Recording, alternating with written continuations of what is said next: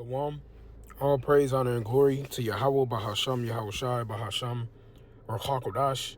Double honors to the apostles and the elders of Great Millstone who rule well. And peace and mercy to the hopeful elect, the 144,000 men that are doing this work in sincerity and in truth across the four corners of the earth. And much love to the one-third and the innumerable multitude of believers out there. To you all, I say Shalom. I'm the brother Yeshaya from the Great Millstone West Palm Beach Church. And I pray, Lord willing, that this lesson is edifying through the Spirit. All right, so I'm going to title it something like my mother texted me to collect groceries, something along those lines. And I want to say this as a disclaimer. I'm not saying this to shame my mother or to belittle her or to make fun of her. Of anything, she's getting in a more understanding state and position. I'll say that. Let me read what she wrote first, and then I'll go into it. And if anybody who be watching my lessons and watching me at camp, I be telling the brothers, like, I always say, I love my mom. I do, man. You know what I'm saying? My mom in the world, she do a little, she got a good spirit. She do a little through shit, like wear colored hair and stuff like that. But, man, I pray the Lord have mercy on her. So I'm not saying this as any form of disrespect, even if it may come off like that. That's not what I'm saying at all.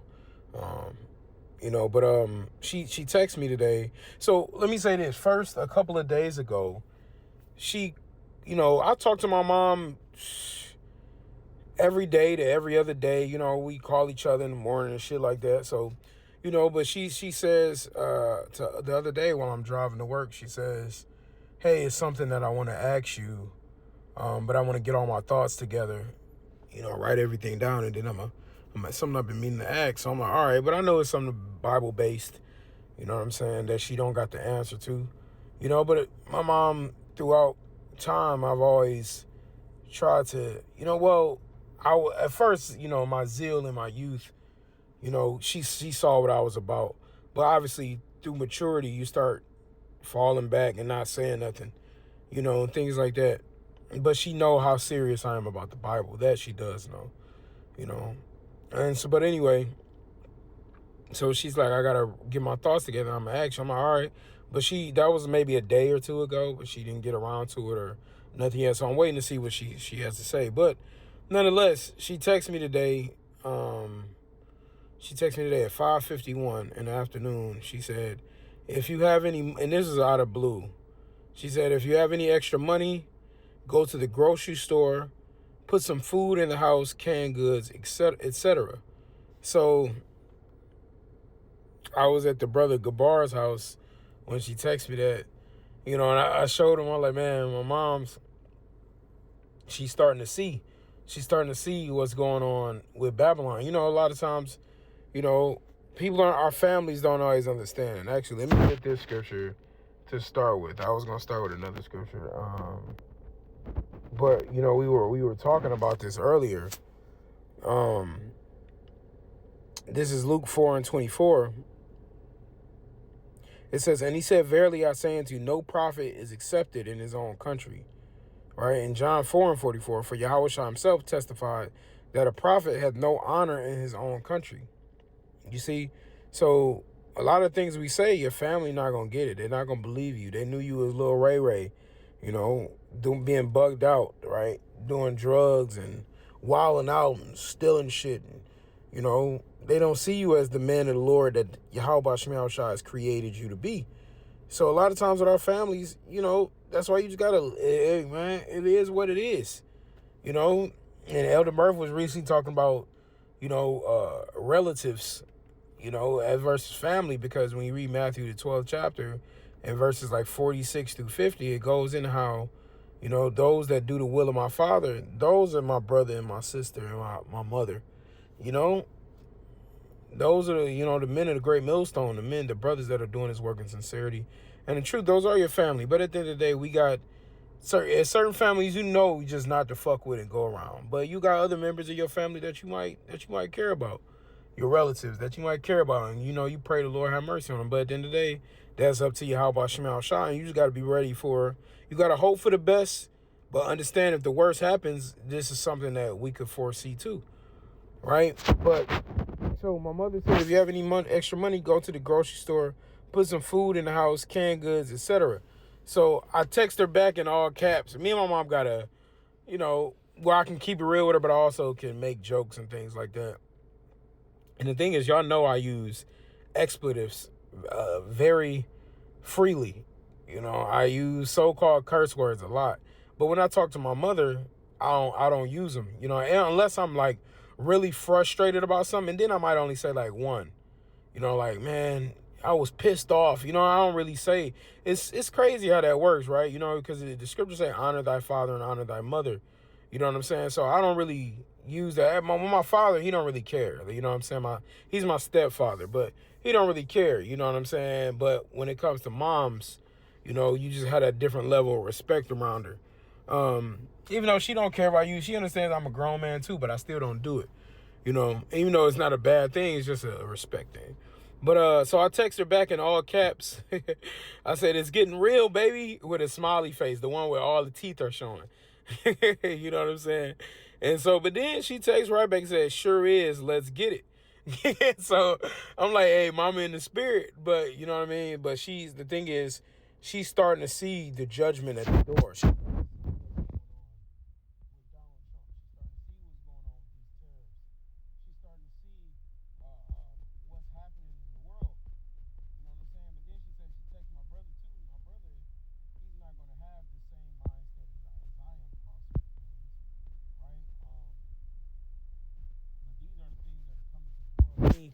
Get this. This is 2 Ezra 15 and verse 14. Woe to the world and them that dwell therein, for the sword and their destruction draweth nigh, and one people shall stand up and fight against another, and swords in their hands. For there shall be sedition among men, and invading one another. They shall not regard their kings nor princes, and the course of their actions shall stand in their power.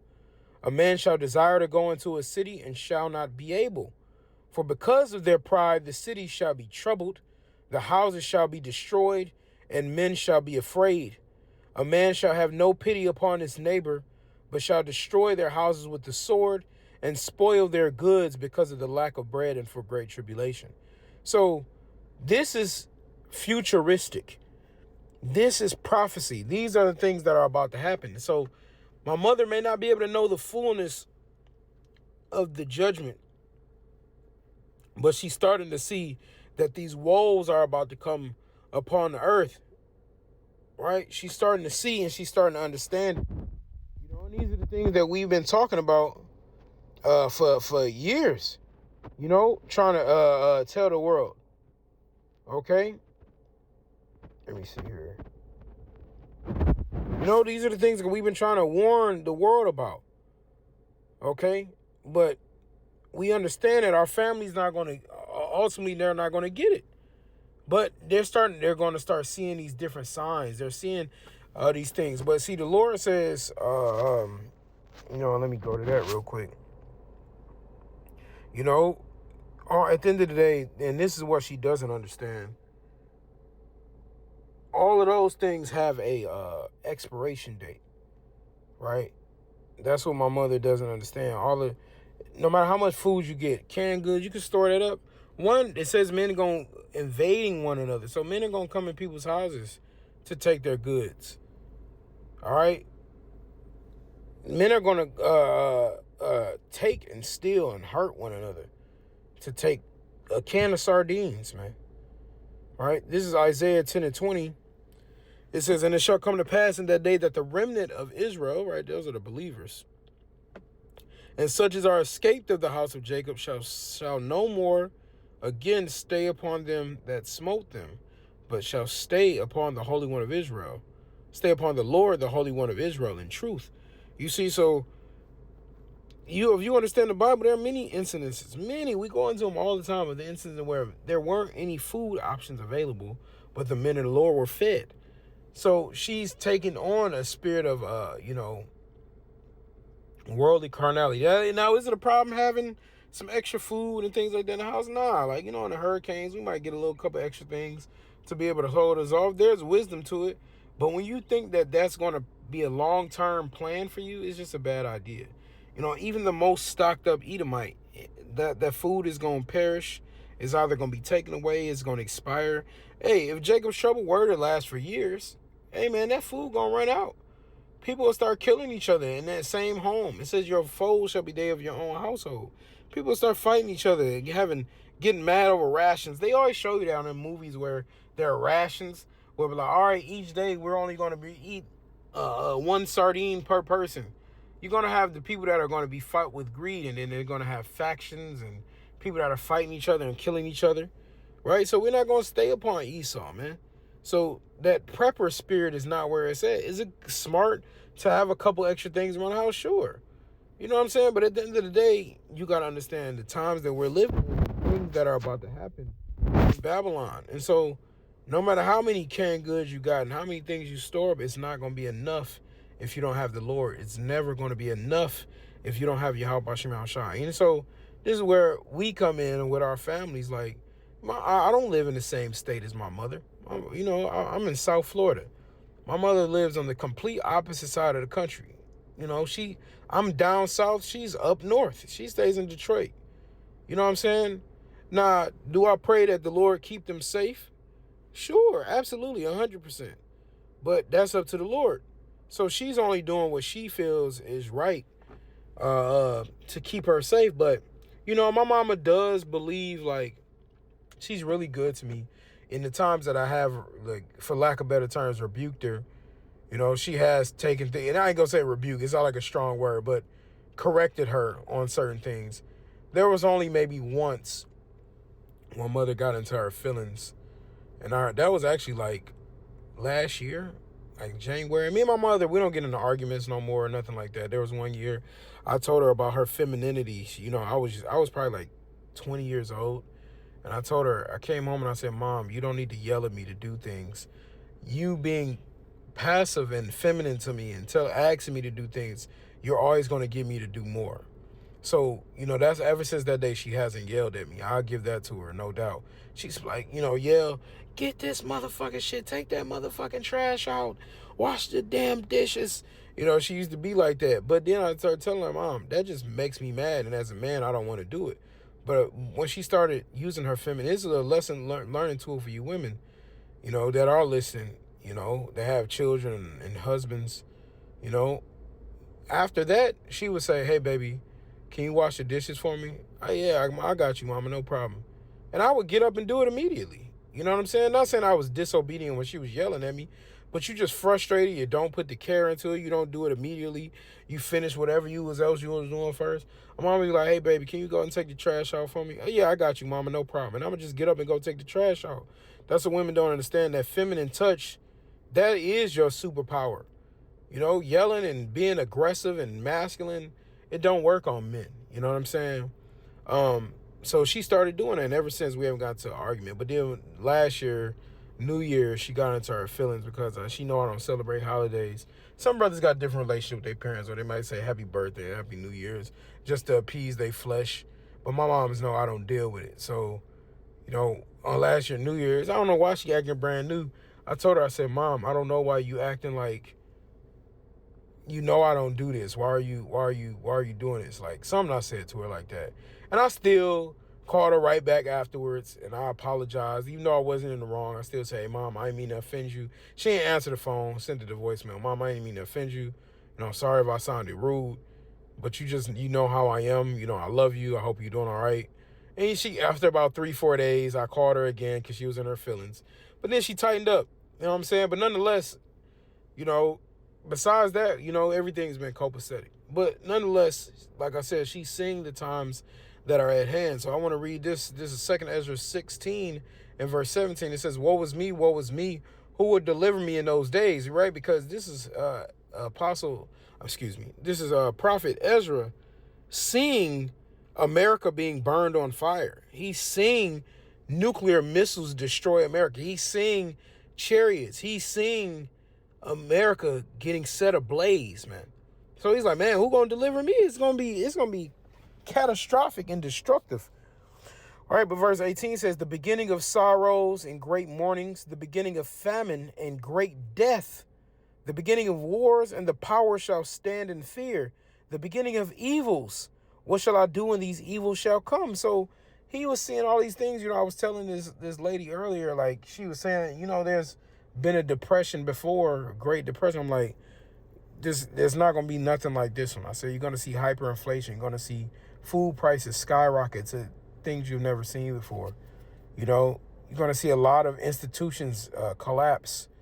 They don't understand the gravity of this thing. They think, oh, we've been through that, we can get through it again. But when you understand the Bible and prophecy, right, it says that this is going to be a time like never before, since it's never been existed in history. Okay? That's what they don't understand. This is not going to be something that you can bounce back from. If you're not a part of the Lord's elect, this ain't something you can just walk through and think, oh, we going to be all right if we save our money. This ain't going to be one of those situations. This is going to be life or death, right? But it says, behold, famine and plague, tribulation and anguish are sent as scourges for our amendment. So if it's saying famine, y'all got to understand this. Famine is a scarcity of food. So even if you store up, it's not going to be enough. Famine is going to grip this world in a chokehold, man. Right?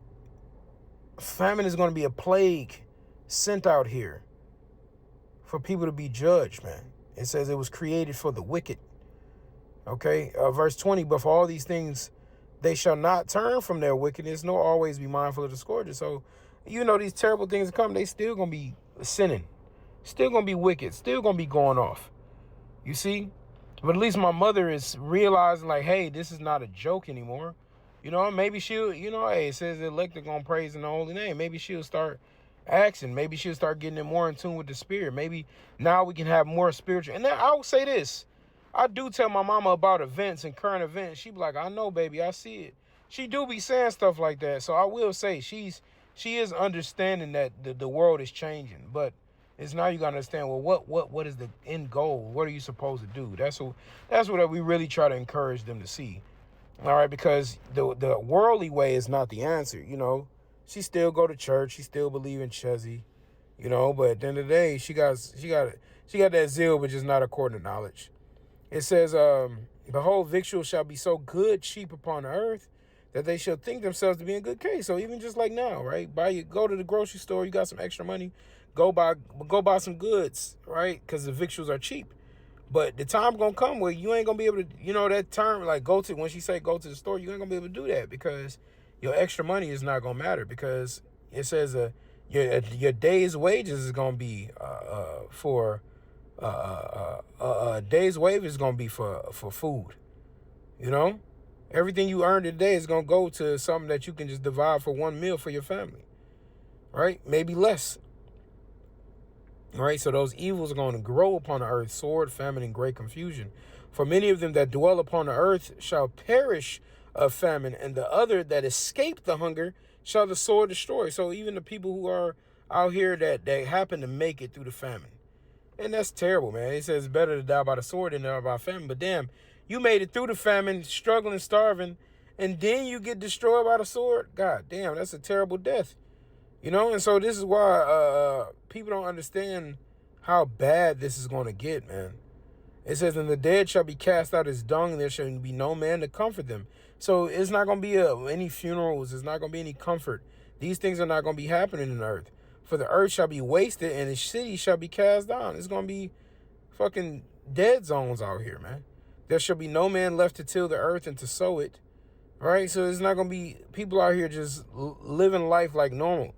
The tree shall give fruit, and who shall gather them? The grape shall ripen, and who shall tread them? For all place shall be desolate of men. All right? So that one man shall desire to see another and to hear his voice. So there's going to be times where it's not going to be people around to comfort you and say comforting things and help you. You're going to be afraid that they're going to be your enemy, that they could harm you if you do run into somebody. Right? I'm going to jump down to verse 37. Behold, the plagues draw nigh and are not slack. They coming, maybe they coming. It says the Lord is not slack concerning his promise in second Peter 3 and 9. It says the Lord is not slack concerning his promise. And his promise is part to do with plagues, man. It says, as when a woman with child in the 9th month bringeth forth her son, with 2 or 3 hours of her birth Great pains compass her womb, which pains when the child cometh forth, they slacketh not a moment. Even so shall not the plagues be slack to come upon the earth, and the world shall mourn, and sorrow shall come upon it on every side. So the world, hey, this earth is about to mourn. These people are about to see that Yahweh Shem Shah is coming to bring judgment of all of the things that are happening, man, for the wickedness that's done in this place. It says, "Oh, my people, hear my word." Right? These are the elect. Make you ready to the battle, and in those evils be even as pilgrims upon the earth, man. So we're gonna be having to move place to place. And that's what the thing. Food, you can't be able to, how much food can you really carry? How many bottles of water can you really, man, people, let's be real. Shit, man, I'm gonna keep it honest.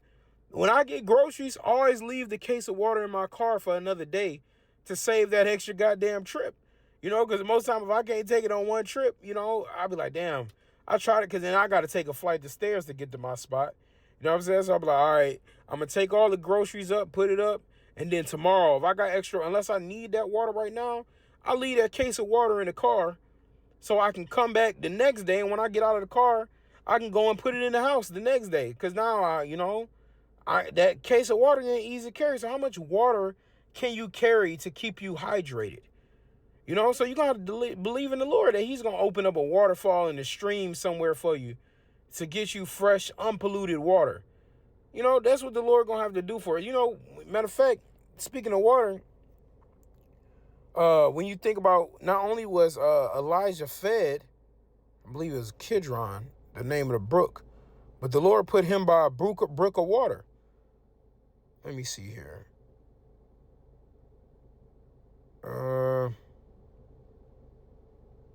I'm trying to find it. Let's type Raven. Let's see, maybe bread. Yep, 1 Kings 17. I always say Kidron. I think it's Cherith and Jordan. But this is 1 Kings 17 in verse 3. It says, "Get thee hence, and turn thee eastward, and hide thyself by the brook Cherith that is before Jordan. And it shall be that thou shalt drink of the brook, and I've commanded the ravens to feed thee there." You see, so he says this is where he was gonna have his nourishment. So the Lord, you know, let me go back to, let me see what brook goes into. This is so we always talk about the food and how the ravens fed him, but the Lord gave him water too, y'all. You know, he ain't just get food over there and the ravens just raining down bread. The Lord put fresh water by him, man. Right? The word there, brook, is Nachal.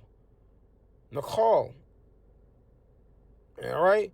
And it says a torrent, a torrent valley. It says a wadai, a stream bed.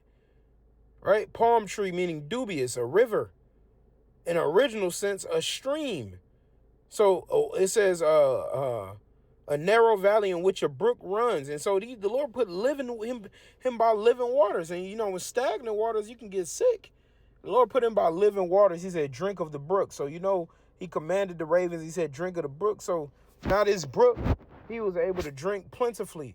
So he ain't got to carry no damn 24-pack of water on his back, you know? And like I said, I'm not saying this to knock my mother. I'm just giving you, like, this is the faith that you're going to have in these times, you know?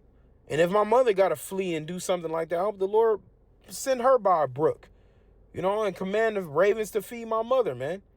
You know, if that's his will, you know, if he decides to judge her, that's his will as well. But I pray he have mercy on her, you know? But it says, so he went and did, and it's talking about Elijah, right? It says, so he went and did according to the word of the Lord Yahweh Shem Shai, for he went and dwelt by the brook Cherith that is before Jordan. I'm going to go into the word Cherith in a second too. And the ravens brought him bread and flesh. See, he had bread and meat. Man, he had a three-course meal. He had bread, he had meat, and he had fresh water, man. And bread and flesh in the evening. So he was eating twice a day. And he drank of the brook. You see? The Lord cold. Let me go back here. The Lord cold. You know what I'm saying? How can you not praise Yahweh Shem Shai? And it said this is by the Jordan River. All right? It says Cherith, meaning cutting. It says the brook where Elijah was hidden during a drought. Call on Yahweh Shai. It was a drought going on. The Lord put him somewhere. A drought is a lack of famine, is a dearth of food, and a drought is a dearth of water. There's a lack of water. And he said during a drought, he put him by a stream with living waters, man. You see, this is where our faith is going to have to kick in to know that the Lord is going to take care of us, y'all. Right? He's going to keep us safe, and he's going to feed us and nourish us. So it's cool if you get little things here and there, but you got to ultimately believe that Yahweh Shem Shai is going to give you your water, right? It says, man shall not eat by bread alone, but by every word that proceeded out of my house of the Most High, right? It says that matter of fact, let me get that one. I might wrap it up on that. He basically let them know, if you drink those waters, you're going to be thirsty. But if you come to him, you'll never thirst again. All right, this is John 4:13. He was telling this to the lady at the well. John 4:13. Yahweh answered and said unto her, I'll start at 11. The woman said unto her, Sir, thou hast nothing to draw with, and the well is deep. From whence then hast thou that living water? Art thou greater than our father Jacob, which gave us the well, and drank thereof himself, and his children, and his cattle? All right, and in the NLT it says, and besides, do you think you're greater than our ancestor Jacob, who gave us this well? How can you offer better water than he and his sons and his animals enjoyed? Yahweh shall answer and said unto her, whosoever drink of this water shall thirst again. But whosoever drinketh of the water that I shall give him shall never thirst. But the water that I shall give him shall be in him a well of water springing up into everlasting life.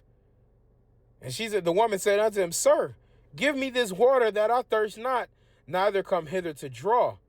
You see, so she's like, I want some of that. And that's this word also. That's this understanding, this knowledge, wisdom, understanding. So now with that water, the Lord will give you actual water too. But this is the true water. This is the true bread, man. So when you go, he's the manna that coming down from heaven, that bread of life. So, man, when you cleave unto him, you ain't got nothing to worry about, man. So, we ain't got nothing to worry about through the Spirit, man. Yahweh Shem Shai gonna take care of his elect. And Lord willing, we be a part of that number. Lord willing, my loved ones be a part of that number, man. But that's all up to Yahweh Shem Shai. So, I ain't want to make it too long and drawn out. I pray, Lord, bring close. You know what I'm saying? But it's all up to him. It's only a matter of time, man. That's what I was going to name this lesson and do it at first. It's only a matter of time. We're seeing the sea hit. We're seeing these different camps falling. We're seeing Babylon falling.